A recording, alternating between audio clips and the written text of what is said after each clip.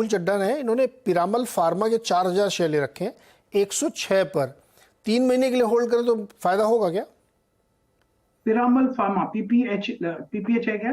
Piramal pharma PP लगाता हूँ, शायद मिल जाएगा। Yes, PPL pharma.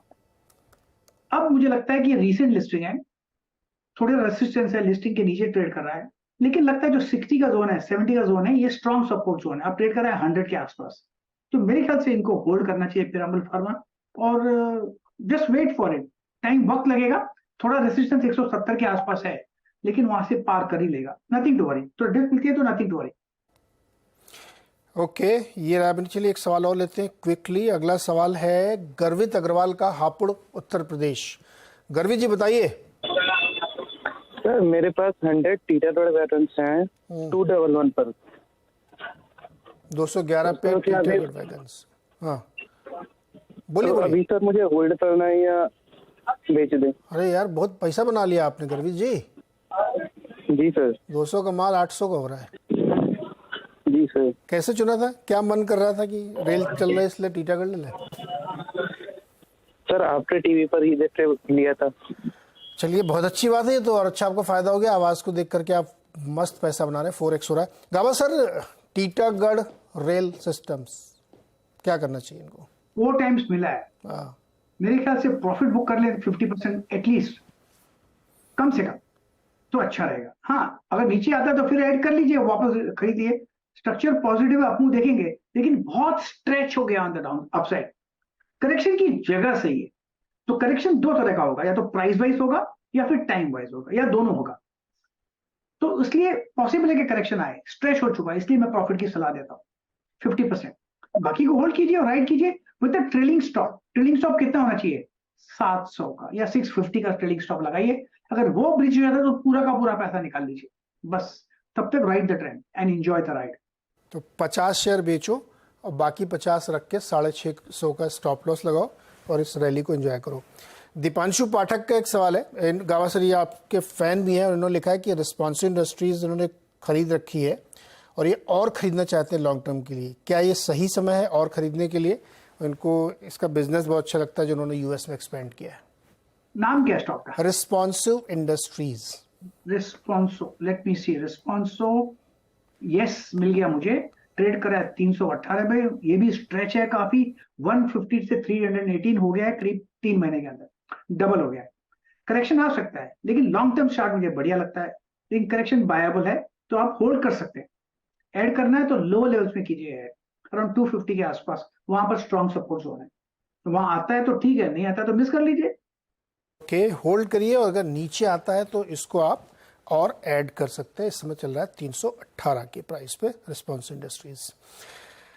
अगला सवाल है पीयूष का, पुणे महाराष्ट्र से। पीयूष जी नमस्कार, बताइए। यस सर, मेरे पास रेणुका शुगर के शेयर्स है 200, यस्टरडे लिए है। तो मतलब 3 महीने तक मैं रुक सकता हूँ, तो क्या करना चाहिए? I mean, is it a good ये ट्रेड? ओके, गावा सर, कल खरीदे इन्होंने रेणुका शुगर्स 54.50 पर। आज नुकसान में बैठे। खरीदना तो 10 मिनट के बाद ऊपर जाना चाहिए। नॉर्मल ट्रेडिंग मेंटलिटी ऐसा है। इनका वक्त भी 3 महीने का है। दिक्कत वहां आती है। एक स्टॉप लगाइए आप, और झेलने की है तो 45 का स्टॉप लगाइए। 45 की ब्रेक हो जाए तो एग्जिट कीजिए। 3 महीने में देखिए, अगर 60 जाता है तो एग्जिट कर लीजिए। तो रिस्क रिवॉर्ड रेशियो मतलब 52 to 60 कितना है? 8 रुपए। रिस्क नीचे कितना है? 45, थोड़ा ज्यादा है। तो 1:1 है। इसलिए अब ले लिया है तो इसलिए ये स्ट्रेटेजी है। अगर लिया नहीं होता तो बात अलग थी।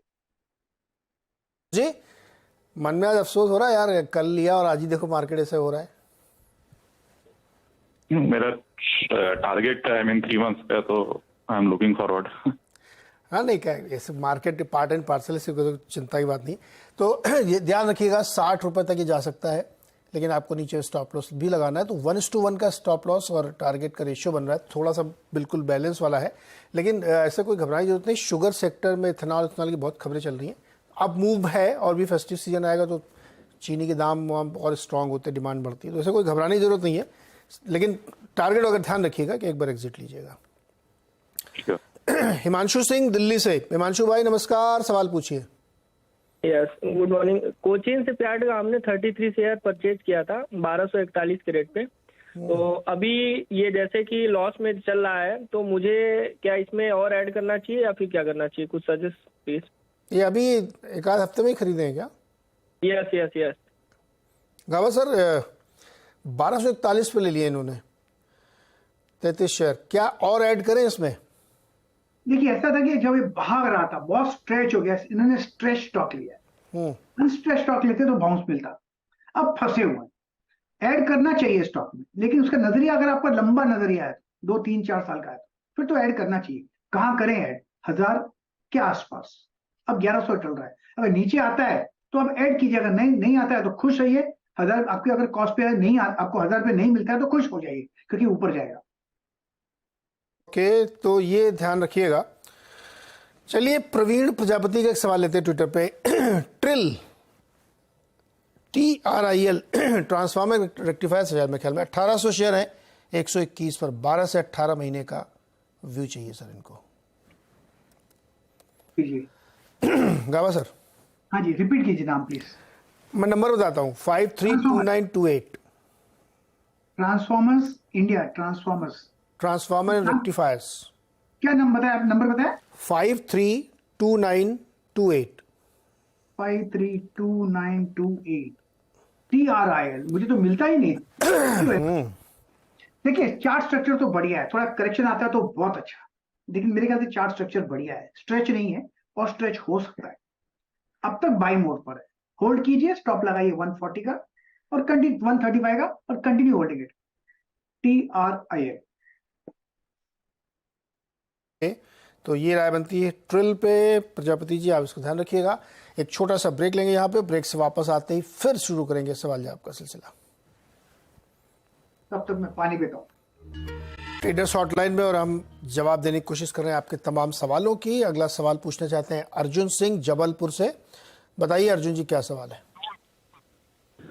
सर 6 महीने पहले मैं डेलवेट ऑफ 274 में खरीदा था, लेकिन अभी तो एक सप्ताह से हो गया, वो अप डाउन हो रहा है, तो निकल जाना चाहिए, ठीक रहेगा या फिर क्या करना है? 274 था ना आपका?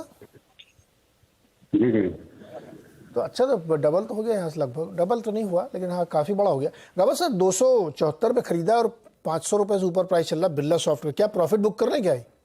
50% तो डेफिनेट करना चाहिए, 50% पक्का करना चाहिए। चार्ट स्ट्रक्चर ठीक है, थोड़ा करेक्शन पॉसिबल है, और बाकी पर बैलेंस पे स्टॉप लगाइए। स्टॉप होना चाहिए 420 का, डीप है बहुत डीप है, लेकिन उतना जरूरी है। 420 ब्रीच होता है तो निकल जाएगा, क्योंकि आप ब्लॉक इन कर सकेंगे प्रॉफिट।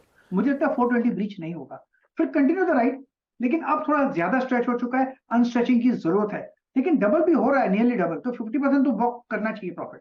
मैं होता तो कर लेता। 25% नहीं, 25 शेयर आप अपने बेच लीजिएगा, 25 होल्ड करिए और राइट करिए, और 420 के आसपास का स्टॉप लॉस बनेगा बाकी वाले 25 के लिए। ट्विटर पे चमन ने दो सवाल पूछे उन्होंने, एक जिंदल 100 पे और एक इंडसइंड बैंक पे। जिंदल 100 के 400 शेयर हैं 120 पर, और इंडसइंड के 140 शेयर हैं 450 पर। 2-3 साल के लिए होल्ड करना है सर इनको।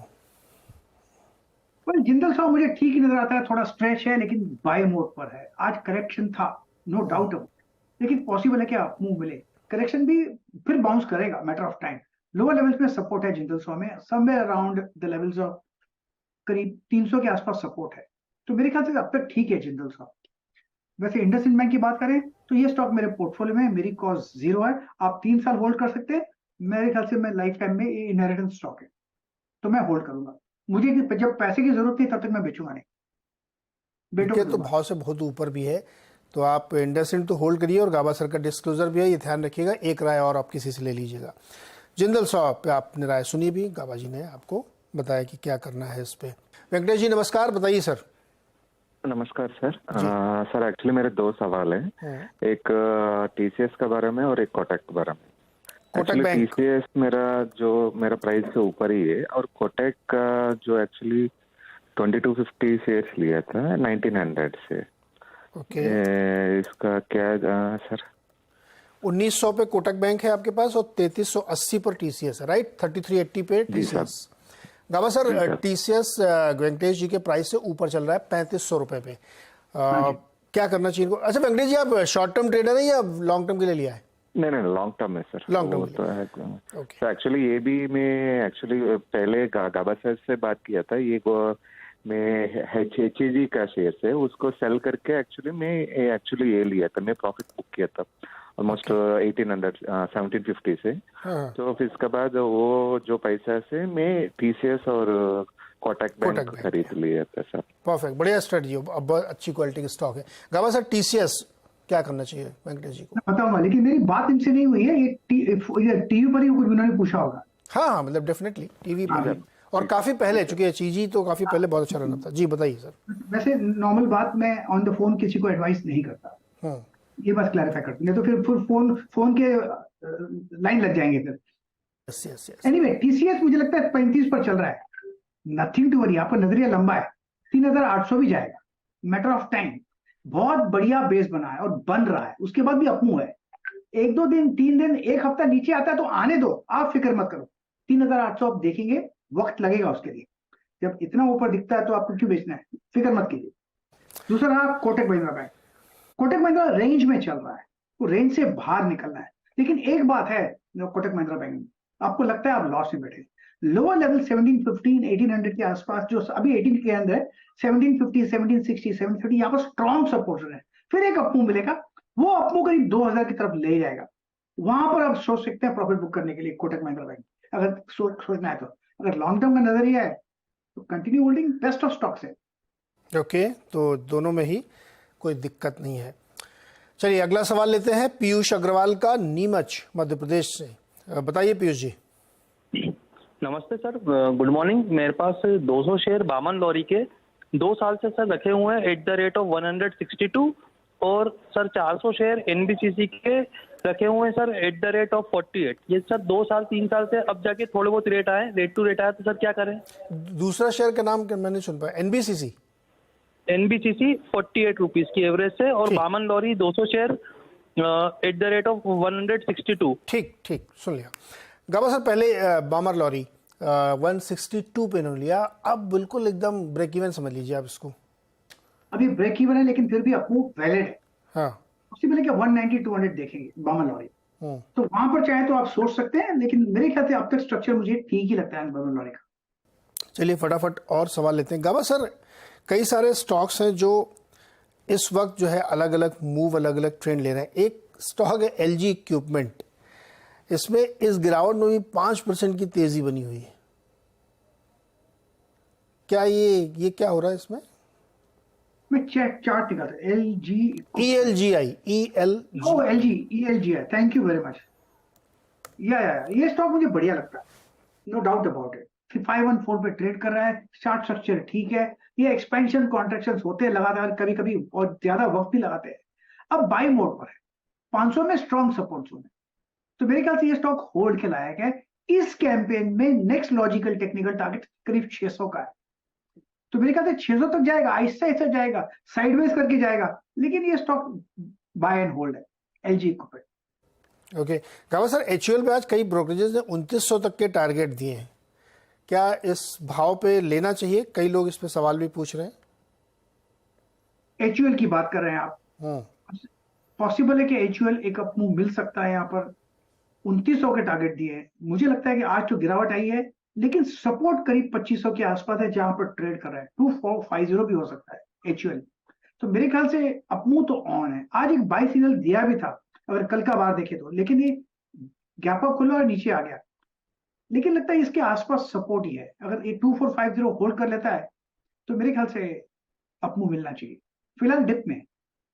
ओके, R सिंह नाम का एक ट्विटर हैंडल है जिसपे ये सवाल पूछ रहे हैं स्टरलाइट टेक्नोलॉजीज पे 250 और रेलिस इंडिया 320, 3 साल के लिए राय चाहिए इनको। स्टरलाइट टेक्नोलॉजी बहुत दिनों अरसों के बाद इस स्टॉक का नाम सुना है मैंने। ट्रेड करा है 168, बेस बना है करीब 145-50 के आसपास, 200 के आसपास थोड़ा रेसिस्टेंस है। अगर वो पार कर लेगा तो फिर 250 260 भी दिखेगा, लेकिन अब साइडवेज जोन पर है। लगता है कि ये 150 का जो लो देखा है रिसेंटली होल्ड करेगा, तो एक पॉजिटिव बायस कह सकते हैं स्टरलाइट टेक्नोलॉजी। दूसरा रैलीस इंडिया, मैं रैलीस इंडिया का चार्ट निकाल लेता हूं। रैलीस इंडिया का चार्ट भी लगता है 190-80 के आसपास एक स्ट्रॉन्ग सपोर्ट जोन बना, लेकिन स्ट्रक्चर ही लगता है इसमें थोड़ा वीक स्ट्रक्चर है, अपमूव मिला है, इसको पार करना पड़ेगा 275, उसके ऊपर क्लोज मिलेगा तब ये अच्छा रहेगा। फिर एक 300-325 भी देखेंगे। फिलहाल एक डिप स्लो चल रहा है नीचे, एक्सपेंशन कॉन्ट्रैक्ट्स हो रहे हैं, but it's still not out of the woods, मैं कहूंगा रैलीस इंडिया। ओके, अच्छा एक सवाल अभिषेक पांडे भी ले लेते हैं। इन्होंने पूछा GSFC पर आपकी राय क्या है? GSFC, Gujarat state fertilizer, Gujarat state fertilizer corporation का है, थोड़ा स्ट्रेच हो चुका, रेसिस्टेंस के आसपास था, 200 के आसपास से डिप मिला है। बेसिकली चार्ट स्ट्रक्चर पॉजिटिव है, थोड़ा डिप पॉसिबल है। 175 भी नीचे, 170 पे ट्रेड कर रहा है, 165-160 जोन है, वहां तक स्लाइड होने की संभावना है, लेकिन फिर एक बाउंस मिलना चाहिए। मुझे लगता है वहां से एक बाउंस मिलना चाहिए। बेसिकली चार्ट स्ट्रक्चर ठीक है, थोड़ा डिप पॉसिबल है इन द नियर टर्म। तो ये राय बन रही है इस पे। गब्बर सर, इसी के साथ आपसे इजाजत लेंगे। बहुत बहुत शुक्रिया हमारे साथ जुड़ने के लिए और दर्शकों की मदद करने के लिए। ये सारे जो स्टॉक्स पे राय दी गई, आप इस पे एक राय किसी और से भी ले सकते हैं अगर चाहें आप तो। फिलहाल मार्केट में दबाव है और 725 पॉइंट नीचे है मिड कैप इंडेक्स, 0.25%, और निफ्टी बैंक निफ्टी में भी थोड़ा थोड़ा दबाव तो बना हुआ है। बता दें कि मनी कंट्रोल पर दिए गए विचार एक्सपर्ट्स के अपने निजी विचार होते हैं। वेबसाइट या मैनेजमेंट इसके लिए उत्तरदायी नहीं है। यूजर्स को मनी कंट्रोल की सलाह है कि कोई भी निवेश निर्णय लेने से पहले सर्टिफाइड एक्सपर्ट की सलाह लें।